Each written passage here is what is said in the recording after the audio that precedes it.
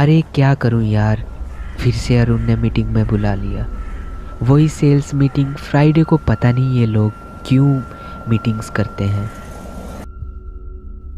अपनी बीवी से बात करते हुए। हाँ बाबा, मैं निकल गया हूँ। इस टाइम तो ट्रैफिक भी नहीं मिलेगा, तो 3 की घंटे में आराम से पहुँच जाऊँगा। तुम चिंता मत करो बस। ऐसा लग रहा था। राहुल ड्राइव करते करते अपनी वाइफ को समझा रहा था।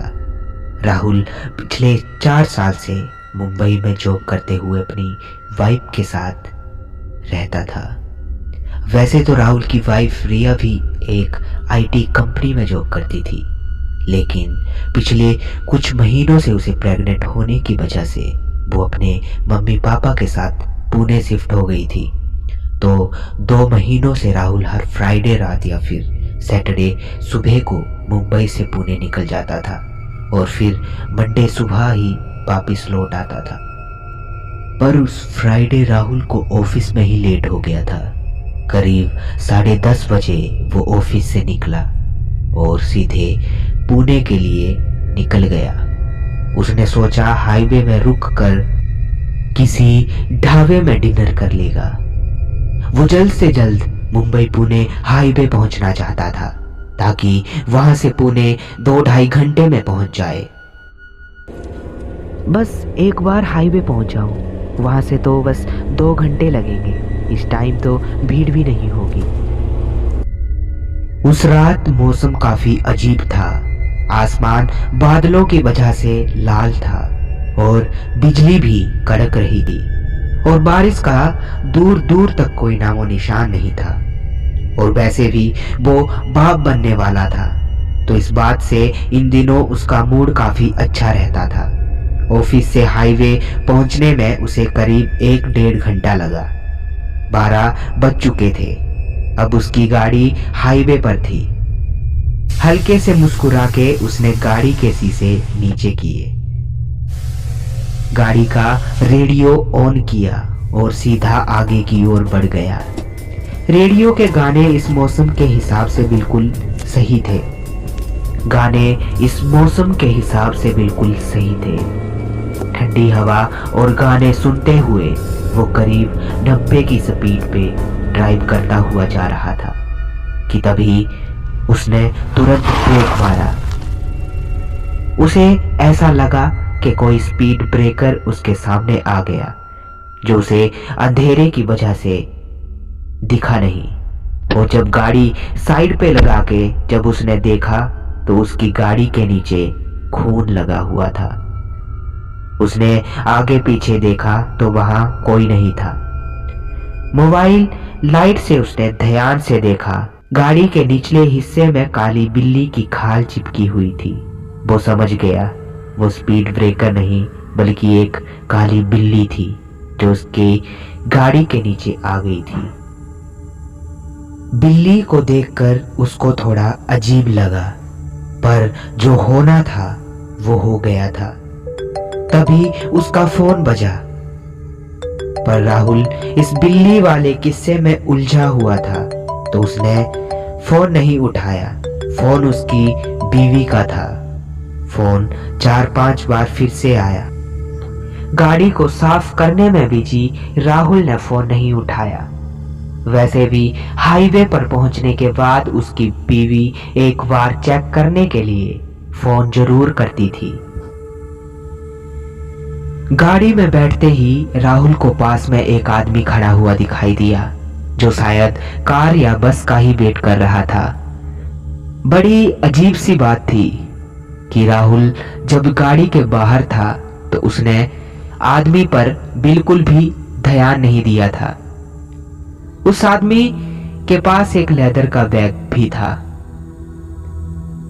राहुल ने गाड़ी उसके पास जाके रोकी तो पता चला वो भी पुणे की बस का वेट कर रहा था। वो आदमी दिखने में थोड़ा अलग था। उसकी उम्र 40 से 45 की होगी और उसके चेहरे पर कुछ ज्यादा ही झुर्रियां पड़ी हुई थी। वो आदमी सीधा देख के बात नहीं कर रहा था। उसकी गर्दन में गहरा सा निशान था। और उसकी आवाज भारी थी। उसके पास एक लाठी थी जो वो चलने के लिए यूज करता था, क्योंकि उसके बाएं पैर में कोई प्रॉब्लम लग रही थी। पहले तो राहुल उसे बिठाने के लिए थोड़ा झिझका, पर फिर इतनी रात को उसकी हालत देखकर उसे दया आ गई और उसने उस आदमी को लिफ्ट देने के लिए कहा। वो आदमी भी हल्का सा सिर झुकाकर हाँ करते हुए आगे वाली सीट में जाकर बैठ गया। रेडियो चल रहा था और हवा भी ठंडी चलने लगी थी। राहुल ने सीट बेल्ट लगा के गाड़ी को हाईवे पर फिर से दौड़ाना शुरू कर दिया।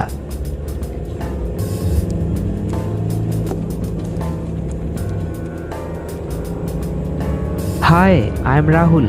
और आप? भरत। पुणे में कौन रहता है? दोस्त।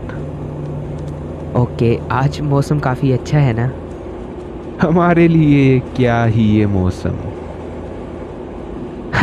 अरे नहीं, आप कुछ परेशान लग रहे हैं। चिंता मत करिए, कुछ आगे खाने को एक ढाबा है।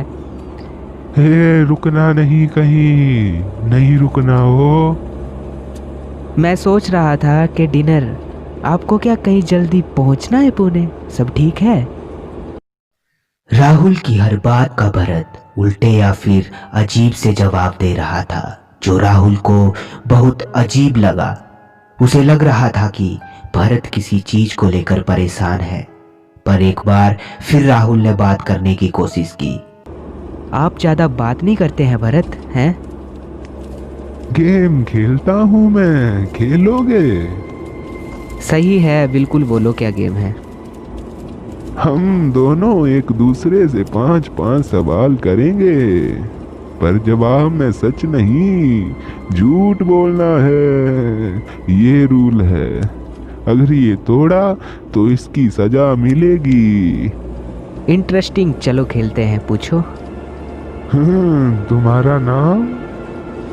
करण। और आपका? राघव। कहाँ जा रहे हो? मैं दिल्ली जा रहा हूँ। और आप? पटना। कोई बुरी आदत है तुम्हें? कभी कभी सिगरेट पी लेता हूँ। और आपकी बुरी आदत क्या है? खून पीना और मांस खाने के अलावा कोई आदत नहीं। काम क्या करते हैं आप? भूत कुछ काम थोड़ी करते हैं। और तुम? मैं एक फिल्म डायरेक्टर हूँ। तो भूत जी महीने का कितना कमा लेते हैं? कुछ नहीं। और तुम? 2 करोड़। आपकी फैमिली में कौन कौन है? एक बच्ची। और तुम्हारे परिवार में? कोई नहीं, मैं अकेला हूँ। राहुल का ये जवाब सुन के जैसे भरत जोर जोर से चिल्लाया और हंसा। उसका ये रूप देखकर राहुल को कुछ समझ नहीं आया। ये छठा सवाल था जो सच होना चाहिए था, झूठ नहीं। अब तुझे सजा मिलेगी, जरूर मिलेगी। ओहो, आराम से भाई। अरे मुझे ध्यान नहीं रहा। क्या सजा? कौन सी सजा? हाँ, तेरे पर्स में जिसकी फोटो होगी वो जाएगा। जाएगा, यानी तेरी बीबी। ये सुनते ही राहुल का पारा जैसे एकदम चढ़ गया और वो गुस्से में बोला, अबे ओ तमीज से बात कर भरत, वरना यहीं उतार दूंगा। और आपको कैसे पता कि मेरे पर्स में मेरी बीवी का फोटो?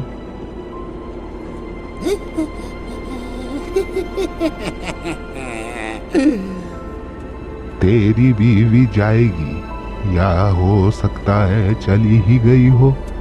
फोन उठाना चाहिए था ना। तुझे कैसे पता कि मेरा फोन? क्या क्या क्या हो रहा है ये सब? अचानक उसने देखा कि भरत का चेहरा पूरा काला हो गया और आंखें लाल हो चुकी थी।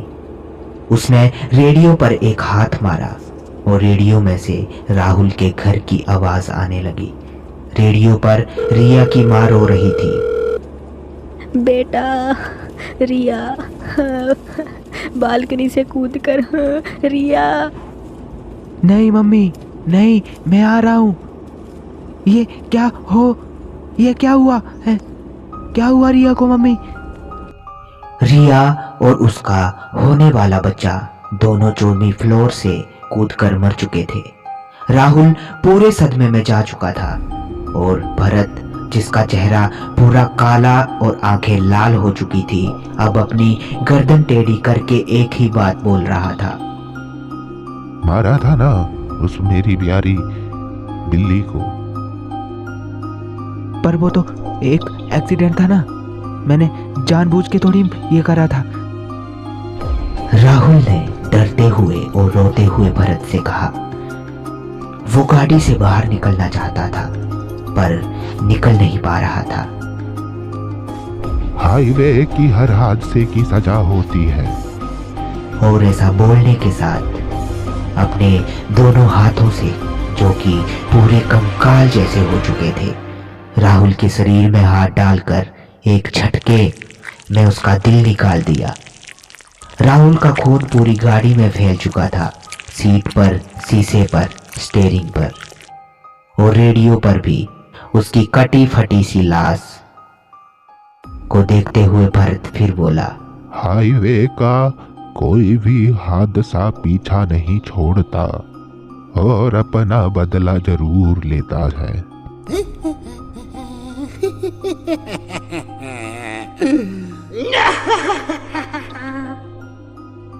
अगर आपको हमारी कहानी अच्छी लगी हो तो हमारे चैनल को जरूर सब्सक्राइब करें।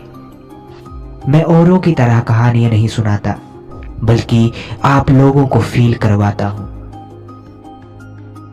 तो एक सब्सक्राइब मेरे लिए। मिलते हैं अगली कहानी में। तब तक के लिए धन्यवाद।